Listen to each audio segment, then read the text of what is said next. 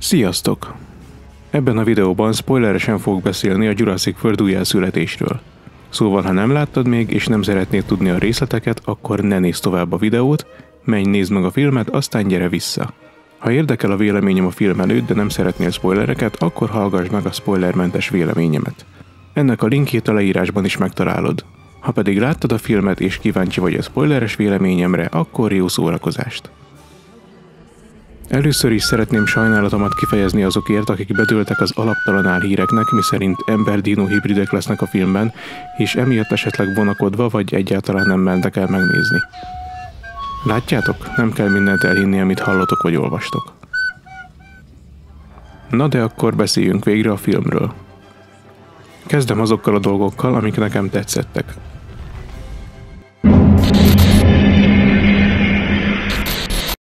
Szóval bár nem szájbarágósan, de megkaptuk a megerősítést, hogy a filmben látott mutánsok nem mások, mint hibrid kísérletek. Ha jól emlékszem, a film elején a mutadont tartalmazó tartályra konkrétan ki is van írva, hogy hibrid. És ha figyelünk a háttérben hallatszódó beszédre, ott is hibridekről van szó. Ha ez nem lenne elég, akkor a karakterek szigetre érkezése után Martin tart egy kis felvilágosítást, ahol a Jurassic Worldben is felvetett gondolatról beszél, miszerint az emberek unják a hétköznapi dinókat, és emiatt kezdtek kísérletezésbe különböző fajok keresztezésével, erre a célra pedig ezt a szigetet használták. Ne értsetek félre, ezzel nem azt akarom mondani, hogy örülök a hibridek visszatérésének, én lennék a legboldogabb, ha újra csak dinoszauruszokról szólnának a filmek, de ha már egy ilyen sztorival álltak elő, akkor egy jó ötletnek tartom, hogy a World filmekben látott hibridek kapjanak egy ilyen előzményszálat. És remek ötlet ezzel párhuzamosan bemutatni a genetikai kísérletek árnyoldalát is ezekkel a félre sikerült állatokkal. Martin szót ejt arról is, hogy azokat a lényeket hagyták itt, amelyek nem nyújtottak túl impozáns látványt, vagy túl veszélyesek voltak a parkhoz. Ezért nem értem azokat, akik folyamatosan a dino dizájnok miatt kritizálták a filmet. Ezek azért maradtak itt, mert félre sikerültek. Ez többször is kommunikálva volt a reklámkampány során is. Azt nem értem, hogy miért kellett a cselekményt egy teljesen új szigetre helyezni, mikor az 5 halál további szigetei még rendelkezésre álltak, de ez nem olyasmi, ami elképzelhetetlen szerintem. Meg amúgy is minél több olyan sziget van a kánonban, amin dinók élnek, annál jobb. Még egy dolog, ami tetszett, hogy egyetlen dinoszaurusz sem volt hősként vagy egyáltalán karakterként beállítva. Személy szerint én nem vagyok híve ennek a Jurassic World trendnek, hogy nevet és karaktert adunk a dinóknak. Tetszett, hogy ebben a filmben állatként viselkedtek. Persze a kis Aquilops kapott nevet, de mi más csinálna egy kislány, ha talál egy cuki kis állatot? Hát persze, hogy elnevezi. Viszont egyik másik lény sem volt hős vagy szörnyeteg. Dinoszauruszokat láttunk, ahogy élik az életüket. Láttunk alvó T-rexet, környezetébe beolvadó Spinosaurust, fészkétvédő Quetzalcoatlust, egymásról gondoskodó titanosaurusokat és vadászó Velociraptort. Igaz, őket csak 20 másodpercig, de amíg tartott, remek kis részlet volt. A legagresszívebb lények a mutadonok voltak, amik itt a régebbi filmek velociraptorainak szerepét töltötték be. Nem mondom, hogy nem a raptorokat néztem volna helyettük, ha már ilyen gyönyörű Jurassic Park 3 érát idéző dizájnnal hozták őket vissza, de ettől függetlenül a mutadonok jelenetei izgalmasak voltak. Tetszett az is, hogy a film tudott feszültséget építeni. A tengeri jeleneteknél például csak Spinosaurus vitorlákat látunk először, majd a Mosasaurusból is csak egy-egy uszonyt mutatnak. Ez tudta hozni azt az érzést, mint az első filmben, amikor csak a léptek robaját halljuk, majd látjuk, hogy eltűnik a kecske, mielőtt megjelenik a T-rex. Nem úgy, mint a világuralomban, ahol beszélnek a Giganotosaurusról, és aztán egyből meg is mutatják. Ilyen jelenet volt még például a tengerparton, amikor fogalmunk sem volt róla, hogy ott fekszik egy Spinosaurus. Csak látjuk, hogy megmozdul valami a sziklák között, bemászik a sekély vízbe, aztán elkapja az egyik karaktert. Vagy amikor a folyós jelenetnél csak a T-rex farkát látjuk megmozdulni a fűben, mielőtt egyáltalán tudnánk róla, hogy ott van, és még sorolhatnám. Gareth Edwards nagyon jól megoldotta az ilyen jeleneteket. Logikus döntésnek tartom azt is, hogy nem volt a film végén egy végső leszámolás a Distortus Rex ellen. Miután megláttuk, hogy valóban mekkora ez a lény, miért tartaná jó ötletnek egy T-rex vagy akár a Spinosaurusok, hogy egyáltalán a közelébe menjenek? Biztos halál lenne a számukra. Bár a Jurassic Park 3-ban is volt már dinóharc két nagy ragadozó közt, ez a trend az első World filmmel kezdődött igazán, hogy lennie kell egy nagy gonosz dinónak, amit az idézőjelben jó dinók legyőznek. A világuralomban már komikus volt, hogy szegény gigának csak azért kellett meghalnia, mert azt mondták rá, hogy hú, ő a nagy gonosz dinó. Közben pedig nem csinált semmit szerencsétlen, csak létezett és élte az életét. A szereplőgárda számomra szintén hatalmas pozitívum. Egy ilyen Harry Loomis-szerű paleontológus karakter sokkal jobban passzol főszereplőnek, mint egy akcióhűs kaliberű Owen Grady. Azért tetszett Harry karaktere a legjobban, mert hiába ő az okos tojás a csapatban, nem beszari, ha cselekedni kell, akkor cselekszik, és látjuk hibázni is. Zoráról és Duncanről is kaptunk egy-egy kis háttértörténetet, ami nem volt sok, de arra pont elég volt, hogy szimpatizáljak velük és emberivé tegye őket. Nagyon szerethetőek mindketten. Martin egy tipikus gonosz karakter volt, és ennek megfelelően a sorsa is úgy alakul, mint az eddigi filmek gonoszainak. Nála azt éreztem, hogy nem mondott el mindent arról, hogy a Parker Jennings mire szeretné használni a DNS-t, mert nagyon feltűnően szerette volna magánál tudni a mintákat tartalmazó bőröndöt. Pedig ő nem is tudott róla, hogy Zora és Henry beszéltek arról, hogy esetleg másnak adnák a DNS-t. Ez a jövőben még érdekes lehet. A Delgado család tagjai is teljesen rendben voltak, egyedül Xavier karakter volt egy kicsit sok eleinte a hozzáállásával, meg az erőltetett poénos jeleneteivel, de a film végére már őt is el tudtam viselni. Az első nézésnél például nem bántam volna, ha a hajó felborulása után a Mosasaurus gyomrában végzi, de második nézésnél az események ismeretében már nem kívántam neki ilyet. Tisztában vagyok vele, hogy a film nem tökéletes, vannak benne dolgok, amik nekem sem tetszettek.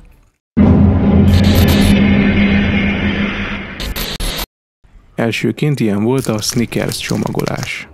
Oké, értem, hogy ezzel valószínűleg a káosz elméletet akarták szimbolizálni, hogy egy ilyen jelentéktelennek tűnő dolog is okozhatja események olyan sorozatát, ami katasztrófához vezet, de nekem ez azért is volt megmosolyogtató, mert én tiszta térben dolgozom a hétköznapi munkám során, és ott teljesen elképzelhetetlen, hogy valaki kaját vigyen be.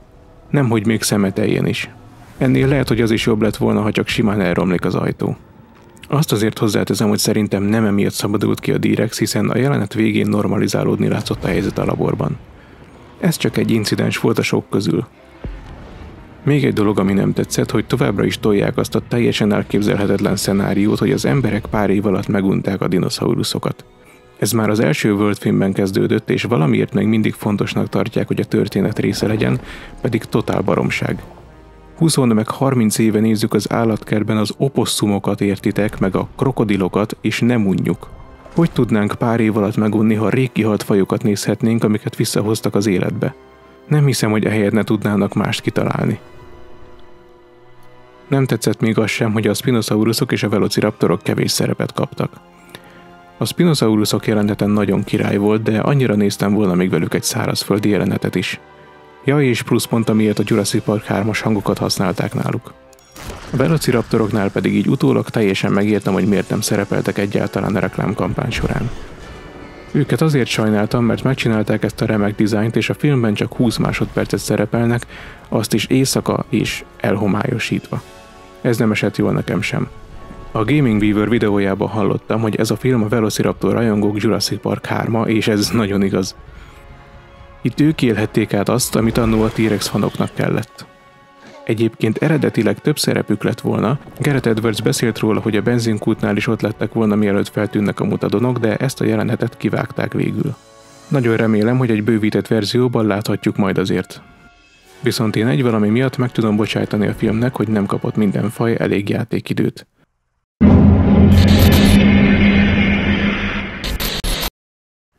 Ez az ok pedig az, hogy szerintem ez érezhetően egy első rész volt. Felvezetés egy nagyobb történethez, aminek ez a film egy alapot adott és elkezdte építeni a világát. Bár Gareth Edwards elmondása szerint ezt egy szólófilmnek tervezte, és jól is működött, mint önálló kaland, de a végén azért hagyott lehetőséget arra, hogy lehessen folytatni, vagy akár előzményt készíteni erről a rejtélyes szigetről, és az így zajlott kísérletekről. A Distortus Rexet is életben hagyták, mondjuk igazából nem tudom, mi lenne képes megölni ezt a monstrumot, de ezzel ő lett a szériában a második idézőjelben gonosz dino vagy hibrid, ami túlélte a film végét, ugye a Jurassic Park 3 Spinosaurusa után. Szerintem biztosan nem itt láttuk utoljára, és vissza fognak térni ide a jövőben. Voltak a filmben még egyéb furcsaságok is, aminek én nem tulajdonítottam nagy jelentőséget, de láttam, hogy kommentekben azért sok helyen hibának tekintik ezeket.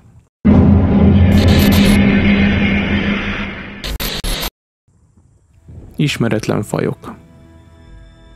Voltak a filmben olyan lények, mint a Dunkleosteus, Anurognathus, valamint kígyó és szalamandra fajok is, melyeknek a jelenléte nem volt megmagyarázva, de igazából számít. Miért kéne minden fajról egy részletes beszámoló, hogy az InGen igenis ekkor meg ekkor klónozta? Lehet, hogy nem is az InGen, hanem a BIOSyn csinálta valamikor a filmek közt eltelt időben. Számomra ez nem olyasmi, amit negatívumnak sorolnék. Teleportáló T-rex. A folyós jelenetnél, amikor Tereza felfújja a csónakot, az egy pár másodpercre kitakarja a képből a T-rexet, ami ez idő alatt el is tűnik.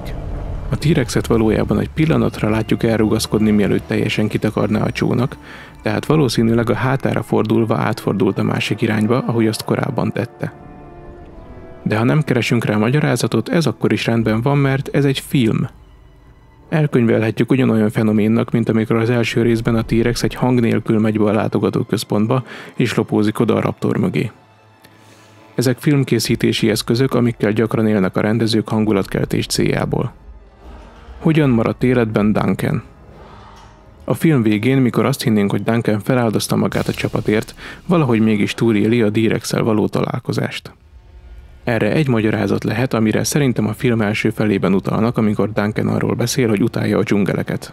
Itt azt is megemlíti, hogy csak a vízben lehet elrejtőzni, így valószínűleg a film végén is ez történt.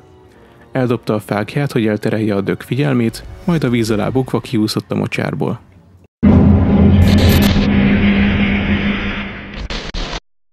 Szerintem indokolatlanul kap sok utálatot ez a film, ettől függetlenül nem célom ezzel a videóval, hogy megváltoztassam bárki véleményét. Mindenki azt gondol, amit akar. Szerintem egy nagyon szórakoztató és friss Jurassic film lett, amit én élveztem, és kíváncsi vagyok, hogy hova tart majd a franchise ezek után. Tisztában vagyok vele, hogy nem egy hibátlan mestermű, de nem is kell annak lennie. Véleményem szerint a Jurassic széria már az első résszel a csúcsra ért egy tökéletes filmmel, amit azóta nem is sikerült felülmúlni, és nem is számítok rá, hogy egy hamar sikerül. Már ha sikerül egyáltalán. Én egyik filmtől sem várom el, hogy ezt megugorja, nem várom el, hogy egy szövevényes mozis univerzumot építsen Marvel mintára, csak Jurassic rajongóként szeretném jól érezni magam ezeken a filmeken.